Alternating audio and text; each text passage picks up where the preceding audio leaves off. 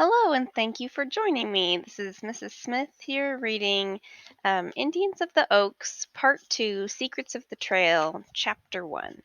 This chapter is called The Herbwoman and Her Baby. It happened so long ago that she couldn't remember anything about it. She had been such a tiny baby then. How could she remember that she had been fastened to a cradle? But the old owl in the deep hole in the tree remembered. He had seen her go by many times, many times. She rode on the back of the Herbwoman. She was wrapped in an Indian cradle, and the shade of a woven bark protected her eyes from the bright sunlight. If the Herbwoman was looking at the mountains, the brown eyes of the baby were looking at the green valley. If the Herbwoman was looking at the valley, the brown eyes of the baby were looking at the mountains. The baby never looked the way the mother looked. How could it when it was strapped to a cradle that hung on its mother's back? Every morning the Herbwoman walked up the mountain trail. She was always searching for medicines and medicines and medicines. She was always looking for seeds and roots and leaves that made the eyes shine as clearly as pebbles under water. She was always looking for plants that make the lips glow like wild cherries. She was a giver of health and a keeper of health. All the Indians listened to her words. She was the Herbwoman. One morning the Herbwoman started up the trail in the early sunlight. Her baby lay in the cradle as usual, its eyes looking toward the valley below. From the floor of this valley rose many thatched huts. The smoke from fires sifted through the thatch. Indians walked busily to and fro. Up and up climbed the Herbwoman. She wore a little skirt of willow bark strips. Her long black hair fell almost to her knees. A red circle was painted on each cheek. In the circle was a white dot. On her head she carried a large seed basket. The bottom of the basket rested on a ring of bark. She walked as easily as if she carried no basket on her head. She stopped at a little clearing by the trail. The clearing was a rock ledge, but the rock only showed in places. It was mostly covered by a thin layer of moss and grasses. Above and below the ledge many plants were growing. The Herbwoman took off her basket and let the ring slip down her hair. She lifted the cradle from her back and hung it on the bough of a sweet-smelling sumac bush. Little insects flew about the baby's cheeks, and it began to cry. So the Herbwoman blew them all away and threw a little net of fiber thread over the shade of the cradle.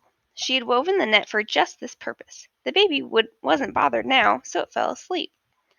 As soon as the Herbwoman had settled her baby nicely, she began the tasks of the morning. She had many things to do. The old medicine man, her father, had asked her to dig some roots. He wanted to save the roots for some desert Indians who were coming all the way from the desert to fetch them, and he wanted some for himself. And she wanted to gather some blossoms for her old grandmother, who was so old that she looked like a furry owl. And the three sisters in the hut in the wild rose patch were crying for fresh and nice things to nibble. They had eaten all the sweet rose fruit from the wild rose patch. The Herbwoman untied a long digging stick from her belt. She never went anywhere without this stick, for she never knew where she might find some herb. It was quite worn at the end, but she sharpened it often. She scrambled off the ledge and knelt down by some wild peony plants. The red flowers were just coming into bud. She pushed her digging stick away down under one plant. The stick slid nicely into the soft, dark earth. She poked up the plant gently, then another and another plant. She broke off the stems and saved only the roots. She wrapped the roots in the fringed peony leaves so that they would not dry, and carefully tucked them into a corner of her basket. Then she gathered many more of the same roots. "These roots are good when one has a sharp pain inside," she said to herself. "No matter how great the pain, the roots will stop it. I think the pain comes from eating the wrong things. My father, the medicine man, can stew some of these roots for himself and save the rest for the desert people." Then the Herbwoman looked about for something to ease the rheumatism of her old grandmother. She said to herself, if she hadn't stood in the wet marshes all day picking the basket grass, she wouldn't have rheumatism. And if she hadn't gone up the mountain in the storm and laid in the cold cave all night, she wouldn't have rheumatism. Rheumatism is another word for pain, by the way. And if she hadn't gone up the mountain in the storm and lain in the cold... Oh, whoops, I just read that. Sorry. It is better to think once first than twice last. But how can I keep her at home? As she was wondering what she could gather, a little vine tickled her neck. Looking around her, she found the snowy flowers of clematis, or old man's beard. "Here you are," she said. "I didn't expect to find you away up here. Some little animal has carried your seed on its coat and shaken it off in the soft earth." So saying, she gathered great bunches of the white flowers and tucked those into her basket too. "And what will my old grandmother do when I give her these blossoms?" she asked herself. Herbwomen often talk to themselves. "And what will she do? She will stew the blossoms in the big olla with the wide mouth, and then she will stick her feet in the olla and put them to soak. I must tell her again, because she always forgets. She never used to forget, and she was the very one who taught me the secret, but now she always forgets. I must tell her to soak her legs once and then wait for 3 days, then soak her legs again and wait for 3 days, then soak her legs again and wait for 3 days. If she doesn't do exactly that, she won't get well." Then the Herbwoman said many words to herself that even the listening birds couldn't hear. She was thinking out loud about all the things she told sick Indians to do. She was thinking how sometimes they forget one little thing which kept them from getting well. "All things or none," she said. It was easy to gather fresh bits for the 3 old sisters to nibble. Fresh leaves were growing on every plant, but not all fresh leaves were good to eat. She chose the leaves with care. She nipped with her fingernails the tender young ends of the white sage, the most useful plants of the Indians. She loved white sage better than all the other plants. It was such a friendly plant. It gave so many gifts. It gave tender young leaves to nibble. It gave tiny seeds to roast for breakfast mush. It gave soft leaves that smelled sweet when they were burning. In the steam of these leaves all pain and sorrow melted away. She looked about for other fresh greens. She nipped off the pointed juicy leaves of the stonecrop. This little plant grew in the crack of a rock. Its stems looked like baby's fingers. The fingers were rosy at the ends. She knelt down in the marshy spot by a hidden spring and plucked many leaves of miner's lettuce. This gay little plant pokes its brave stem right through the leaf, so the stem, with the leaf on top, looks like a parasol. A parasol is kind of like an umbrella.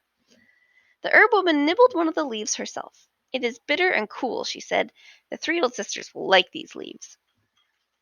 She did not toss the herbs into the basket in any way. She tied each kind of herb into a neat little bundle. She tied it with cattail string that was growing in the marshy spot. She made the string by splitting the cattail leaf with her fingernails and making it soft with her wet fingers. She was like a real doctor, and she couldn't keep her things a mess. She kept them all separate. She didn't have to label them because she knew what they all were. Everybody else knew what they all were too, but everyone else didn't know how to use them. She wouldn't know how to label them either if she had wished to. She couldn't write and she couldn't draw. "I have gathered enough for this morning," she said at last. "I will hand them out while they are still fresh." She covered the herbs in her basket with large cool leaves. She gently lifted the cradle from the bough and swung the cord over her forehead.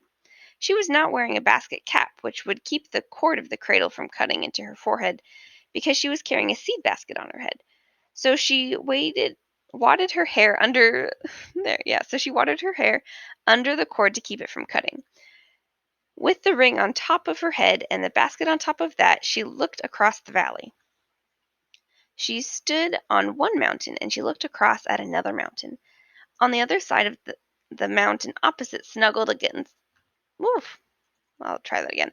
On the other side of the mountain opposite snuggled another Indian village. She could not see it, but she knew it was there. She knew she would pass near it when she traveled to the Pinon country in the early fall. "I wish it were fall now," she said to herself, smacking her lips. She started down the trail. She lifted her chest so that she could stand perfectly straight. If she didn't stand straight, she couldn't carry the basket on her head. If she couldn't carry the basket, she couldn't carry all the herbs home without a lot of fuss. She walked down the trail. She did not have far to go because she had not gone far in the beginning. It does not matter how far one goes, but what one does along the way, she said to herself. As she looked down the trail, the brown eyes of the babies were looking up at the trail. The mother's eyes and the baby's eyes never looked the same way at the same time.